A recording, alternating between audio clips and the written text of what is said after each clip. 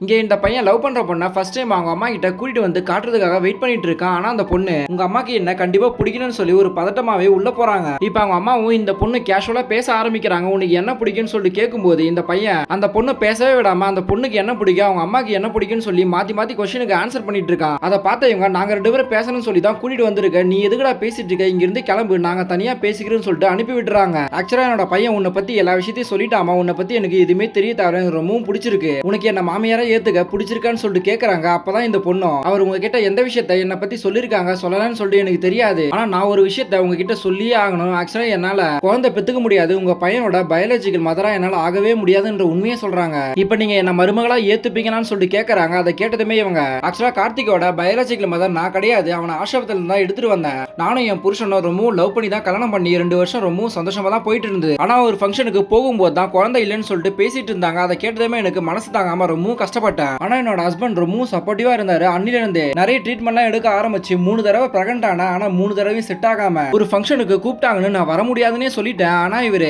யார் என்ன சொன்னாலுமே என்னையும் சேர்த்து தான் சொல்ல போறாங்க. சோ அவங்க சொல்றதெல்லாம் நம்ம நினைக்க தேவையில்ல, நமக்கு ஒண்ணுனா கடைசி வரைக்கும் நாம தான் நிக்கணும், அதை பத்திலாம் நீ கவலைப்படாதன்னு சொல்லியிருப்பாரு. கடைசியா ஒரு தடவை ட்ரை பண்ணி பார்க்கலாம்னு சொல்லிட்டு ட்ரை பண்ணி பார்த்தேன், குழந்தையும் பிறந்துருது. ஆனா இறந்து தான் பிறந்துச்சுன்னு சொல்லி ஒரு ஃபீல் பண்றாங்க. அப்பதான் என்னோட சித்தப்பா ஆசிரமத்துல குழந்தைகளை நம்ம தத்தெடுக்கலாம்னு சொல்லிட்டு ஒரு ஐடியா கொடுத்தாரு. அதுல அப்ளை பண்ணி 4 மாசம் கழிச்சு தான் கார்த்திக் எனக்கு கிடைச்சான். யார் வேணாலும் குழந்தை பெத்துக்கலாம், ஆனா அதை வளர்க்கறதுல தான் இருக்கு. சோ நீ அதை பத்திலாம் கவலைப்படாத, ஆனா இந்த விஷயம் கார்த்திக் கிட்ட மட்டும் சொல்லிடாத, நமக்குள்ளே இருக்குன்னு சொல்லிட்டு சொல்றாங்க. அப்பன்னு பார்த்து அவனும் வந்துடுறான். அவங்க அம்மா எனக்கு இந்த பொண்ணு ரொம்பவும் பிடிச்சிருக்குன்னு சொல்றாங்க. அப்ப இவன் இந்த பொண்ணை தனியா கூப்பிட்டு எப்படி ஒத்துக்க வச்சுன்னு சொல்லிட்டு கேட்கறான். அதெல்லாம் சொல்ல முடியாதுன்னு காதல சொல்றாங்க. அப்ப இந்த பையனுமே எங்க அம்மா ஒத்துப்பாங்கன்னு தெரியும்னு சொல்லிட்டு சொல்றான். இந்த பொண்ணுமே எப்படின்னு சொல்லி கேட்கறான். ஆனா இவன் நானும் அதை உங்ககிட்ட சொல்ல மாட்டேன்னு சொல்றான்.